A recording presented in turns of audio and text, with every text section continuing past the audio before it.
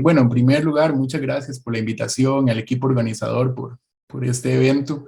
Eh, Sinceramente, a veces me siento un poco intimidado entre tantos pedagogos, siendo yo de un área, ¿verdad? De las ciencias forestales y economía forestal. Entonces, pero bueno, esas debilidades la enseñanza se identifican y a través de ciertas capacitaciones, pues uno comienza a tomar conciencia y mejorar. Y fue en una de esas capacitaciones en que tuvimos la oportunidad de aprender sobre eso de aulas invertidas allá hace como unos 8 años y desde ahí me motivé para implementarlo en mis cursos y bueno, de eso es parte de lo que quiero compartirles en esta mañana. Eh, el aprendizaje híbrido de la manera diferente como ahora lo mencionaba don Ricardo, yo lo veo desde esa idea de cómo incorporar en la instrucción tradicional las tecnologías y eso es un poco la forma en cómo a través del aula invertida se puede hacer. Eh, Rápidamente, el qué es aula invertida, después el diseño de una clase, de un curso y una clase, algunas de las experiencias propias de ese curso y finalmente con retos y conclusiones que yo veo en esto. Bueno, primero, ¿qué es una aula invertida? Aquí lo que hay que entender es que el modelo tradicional de enseñanza es en aquel en que, bueno, y enseñanza-aprendizaje es en que el estudiante durante la clase recibe de parte del docente una instrucción y, y bueno, ahí el estudiante trata de asimilar contenidos, pero es más que todo después de la clase y de forma individual que la mayoría de veces el estudiante trata de entender a través de un ejercicio, una tarea, habrá una asignación que se le hizo. En el modelo de aula invertida se transforma eso, se invierte, de ahí la palabra, a que que antes de la clase el alumno trate de adquirir esos conocimientos que de alguna forma puede hacerlo principalmente, y la metodología lo sugiere, principalmente a través de videos donde esa sección o parte magistral de la clase, que es más de contenido, que puede ser no solamente un video, puede ser una lectura, todo eso el estudiante lo trate de aprender, que de por sí es más teórico, antes de la clase, y cuando ya llegue a la clase, ahí sea una sesión donde podamos compartir más, trabajar más en grupo, donde haya una eh, consolidación del conocimiento a través de esas experiencias compartidas, colaborativas, donde el profesor puede reforzar cierto concepto, etc. Entonces, esa es la idea del aula invertida. Aquí el rol de la persona docente debe de no solamente ser lo que tradicionalmente es una persona oradora, en la cual habla muchísimo y escucha un poco, ¿verdad? En el modelo tradicional de una clase magistral, a comenzar a balancearlo con otros roles, porque hay espacio para esa oratoria, como por ejemplo esos videos que mencionaba anteriormente, pero se convierte en una persona un poco más capacitadora, donde, eh, claro, tiene que instruir, capacitar a través de los diferentes procesos y técnicas, pero donde ya no habla el 80%, sino ahora balancea mucho más y escucha mucho y balancear esto con este rol de una persona facilitadora, ¿verdad? Que somos mediadores pedagógicos, somos personas que de alguna forma lo que ayudamos es a mediar ese proceso de aprendizaje. Entonces ahí le estamos dando un rol al estudiante. No me voy a meter en el rol del estudiante porque la presentación estaba enfocada desde la enseñanza, entonces, y como no hay mucho tiempo, entonces por ahí está el enfoque. Obviamente esto, y creo que la mayoría estamos familiarizados con la pirámide, con la taxonomía Bloom, que con eso lo que está tratando es propiciar esos aprendizajes de orden superior, ¿verdad? Eso es lo que se busca, que el estudiante en esas ideas o en esa parte básica de recordar y comprender, lo pueda hacer en ese momento más solitario, en ese momento previo a la clase, y después en la clase podamos ir transicionando hasta esos otros modelos.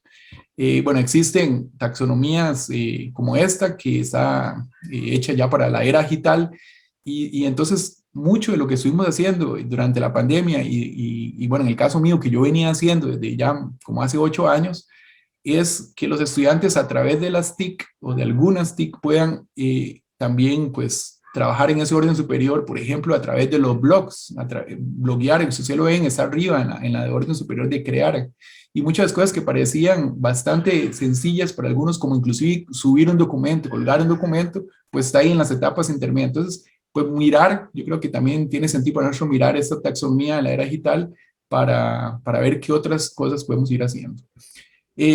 Bueno, por medio del aula virtual, lo que se busca es propiciar ese aprendizaje significativo en parte del estudiantado.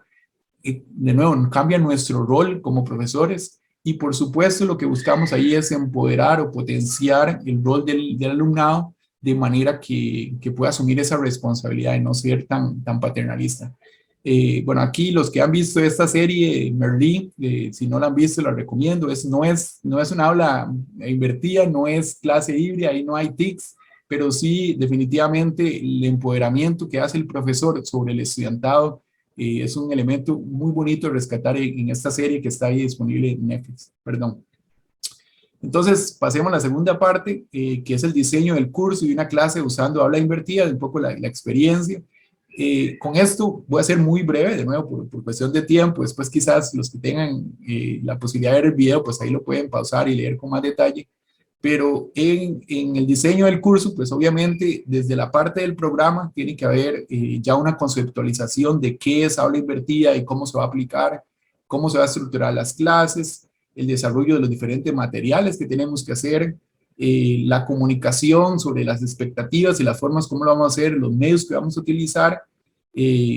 Bueno, hay que diagnosticar a los estudiantes. Cuando la universidad comenzó a hacer el diagnóstico durante la pandemia de cuáles eran los recursos tecnológicos, el internet que tenían los estudiantes, mucho no, pero una parte importante se basó en el diagnóstico que yo tenía, porque yo tenía un diagnóstico de eso, y bueno, ahí lo facilitamos y sobre ese se construyó un poco más. La evaluación, cómo va a ser en estos medios alternativos y de nuevo en combinación, porque ahora tenemos las clases presenciales con la ayuda de las TICs. Y obviamente pues debe haber un elemento de flexibilidad. Ya si no pensamos en el curso como un todo, si no pensamos en una clase en particular, pues hay que pensar desde los objetivos, cuáles tareas hay que realizar antes de la clase sincrónica. Por ejemplo, ahí vean algunos ejemplos de las cosas que yo menciono, ver videos creados tanto por la persona docente como otros, que hay millones en internet hoy en día y que lo hacen mejor que nosotros y ahí nos ahorramos muchísimo tiempo. Responder a preguntas que uno pone en un video o participar en el desarrollo de un mapa conceptual de una lectura o ir y hacer una caminata y observar algo que, en fin, cosas que los estudiantes hacen antes de la clase. Después, durante la clase, pues viene la parte que el profesor pues, conceptualiza, enmarca todo, se hace un intercambio de ideas, se generan espacios de trabajo en grupo, trabajo participativo, y la idea ahí es, antes lo decía el profesor Miguel, que muchas de las cosas que los estudiantes aprenden, lo aprenden más de entre ellos mismos que con nosotros. Entonces, un espacio como que se busca eso, propiciar ese intercambio de ideas, se resuelven problemas, ejercicios, en fin, ese es el espacio de la clase sincrónica, se vuelve mucho más rico y de paso menos aburrido y de paso para uno hasta menos cansado como docente, porque los estudiantes están haciendo cosas que se han planificado. Y después de la clase, pues viene la parte de refuerzo, de una evaluación, pueden ser formativas o sumativas, en fin. En mi clase, esta es una clase, yo doy el curso de Economía Ambiental en la carrera de Ingeniería en Gestión Ambiental, en la Escuela de Ciencias Ambientales. Y bueno, en estas primeras clases hay que hacer una introducción a lo que es economía. Los estudiantes nunca llevan una clase de economía. Entonces, bueno, ahí más que hablar de los objetivos, nos vamos a las tareas donde ellos antes de la clase ven un video que yo les hago, que yo digamos, lo curo también a través, lo hago un poco interactivo a través de la aplicación Edpaso, y después ellos ven otro video de YouTube, y después tienen que estudiar un infográfico que es pequeñito de Pinterest, ¿ok? Sobre sistemas económicos. Después venimos a la clase, durante la clase, pues se da otra vez ese enmarque que hay que hacer, ya sea que haga yo unas preguntas generales a través de Kahoot o si era en línea a través del mismo Zoom, Luego se realiza el debate, que lo hicimos tanto en la forma presencial, lo hemos hecho durante ya varios años, como en la forma virtual, cuando las clases eran puramente virtuales se podía hacer. Y ahí, bueno, a los estudiantes asumían ese rol, el juego de roles, ¿verdad? Donde algunos usaban, eran estudiantes de un país muy liberal, otro de un país muy centrado, centralista, y discutíamos sobre los temas. Bueno, después se hacían reflexiones y se explicaban las tareas por la siguiente semana. Entonces, vean que aquí el espacio era muy de reflexión, de discusión, de debate, además que ese tema de si es uno muy liberal a nivel económico o muy conservador, es un tema que se vuelve muy personal para los estudiantes, es muy interesante. Después de la clase, a través del aula virtual hay un blog con la opción de foro y también existe bueno, la evaluación, ya sea a través de Google Forms o a través del aula virtual y aquí hay que planificar en lo que son las rúbricas. Rápidamente, nada más para mostrar tal vez algunas imágenes, algunas experiencias. Yo creo que lo que es las expectativas es muy importante, que el estudiante le quede claro desde el principio a lo que se va a meter o lo que el profesor está tratando de meterlo, como para crear un compromiso conjunto de no es una sola aventura, si nunca han recibido aula virtual o a través de esa metodología, que es una aventura compartida, ¿verdad? Que es un proceso que yo lo estoy intentando como profesor, pero que necesito el compromiso, la colaboración de ellos. Entonces, bueno, esto es un audio ahí donde yo también le explico con más detalle de qué se trata. Yo uso la plataforma de Moodle, de aula virtual, como base para todo, donde ellos pueden encontrar todo ahí. Entonces está de alguna forma, yo creo que bien ordenada, que me permite planificar, organizar, gestionar las comunicaciones con los estudiantes. En fin, ahí puedo hacer exámenes, bueno, todo lo que ustedes saben que se puede hacer a través de las plataformas de LMS. Luego, con respecto a los videos, los estudiantes, bueno, en este caso vean que para esta clase hay una mayor cantidad de videos, todos relativamente cortos, algunos míos, algunos que ya están desarrollados. Y algo que yo aprendí, como les digo, hace como unos 7 años, era que los estudiantes, como la clase ya no era que yo les pasaba un PDF y que ellos el día antes del examen se van y se estudian el PDF, es que el día antes del examen no se pueden poner a escuchar 10 horas de grabación de todo lo que han visto en la mitad del semestre, sino que ellos, lo que yo me di cuenta era que tenían más apuntes que nunca, los cuadernos ya se llenaban de apuntes. ¿Por qué? Porque iban viendo los videos, iban ya colectando la información clave de esos videos porque ellos tenían claro, y yo se los había hecho ver, que ponerse a ver los videos otra vez el día antes del examen no funciona, ¿verdad? Además de que para la clase presencial, haber visto los videos tenía todo el sentido del mundo y si no, uno iba a estar fuera de la discusión, ¿verdad? Sergio, 2 minutos. De acuerdo. Otro de las experiencias son los mapas conceptuales. Lo importante acá es hacerles una guía a los estudiantes para que ellos los puedan desarrollar y entonces a través de Miro, a través de otras plataformas, Canvas, etcétera, ellos pueden desarrollar y desarrollan cosas muy creativas, muy interesantes. Bueno, yo utilizo la plataforma o la aplicación esta Perusal, que lo que hace es colaborativamente analizar lecturas o inclusive videos hoy en día, donde los estudiantes, ¿verdad? Todos vamos haciendo comentarios, hacemos preguntas, etcétera. Los profesores tenemos una gran cantidad de estadísticas de cómo se está evaluando y los estudiantes están leyendo y procesando, qué tipo de preguntas son las que más se vuelven interesantes sobre una lectura, que lo hacen previo a la clase y después en la clase podemos discutir. Bueno, el desarrollo de infografías, igual acá el tema aquí quiero mencionar 2 elementos, el tema de hacer una guía y el tema de hacer una rúbrica. Las rúbricas son muy importantes de manera que ellos tengan claridad sobre lo que pueden hacer. Y de nuevo, cosas muy creativas, una forma de comunicar y de parte de ellos que lo pueden ir creando. Evaluación a través puede ser puede ser estas a través de la misma aplicación de aula virtual, puede ser a través del formulario de Google.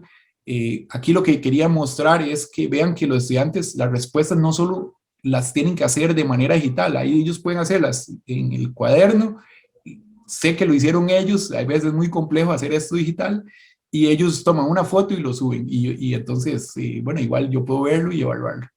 Y bueno, las clases presenciales en el aula, vean que son, ¿verdad?, mucho de trabajo en grupo, de colaboración, y ya se pueden usar otros materiales que nos permita discutir sobre diferentes temas y no nada más que me estén escuchando a mí a través de una clase magistral. Bueno, las últimas dos slides y termino. Lo primero son los retos, que uno es que se basa en la preparación y la confianza. ¿No? Es un proceso en que si el estudiante nunca ha sido expuesto, necesita sentirse cómodo sobre eso y comprometerse. Requiere pues la familiarización con el empleo de las TIC, que muchos de nosotros ya lo está. Implica romper paradigmas sobre el proceso de enseñanza-aprendizaje y de que yo soy el que tengo el conocimiento y de que yo, ahora eso es lo que yo doy, es lo que los estudiantes aprenden, ¿no? Ahí hay un montón de información en el mundo sobre los cuales ellos pueden utilizar, y obviamente pues se ve limitado por la brecha digital, y eso durante la pandemia nos dimos cuenta que era un gran reto. Y para terminar, con respecto a las conclusiones, cierto, utiliza las TIC, pero no depende de recursos avanzados. O sea, no necesitamos una gran cantidad de TIC o de aplicaciones, y no necesitamos que sean de las más avanzadas. O sea, yo creo que esto, el mensaje que quisiera dar es un proceso que vamos poco a poco, con algunas funciones básicas, con algunas aplicaciones básicas, y poder ir ¿verdad?, viendo cómo evolucionamos algunas cosas que sirven. Algunas cosas, por ejemplo, Perusal siempre me ha servido. El semestre pasado no sirvió, no hubo forma, porque de alguna forma yo creo que los estudiantes ya esperaban más presencialidad y no estuvieron como muy a gusto, pero bueno, son de esas cosas que de nuevo uno va aprendiendo sobre el proceso. No es solo transformar la clase a videos, sino que prioriza el aprendizaje, ¿verdad? No era nada más darle los videos y que ellos se queden con eso. Y finalmente, Aula Invertida no propone una metodología rígida, sino un enfoque abierto, dinámico, como decía hace un momento.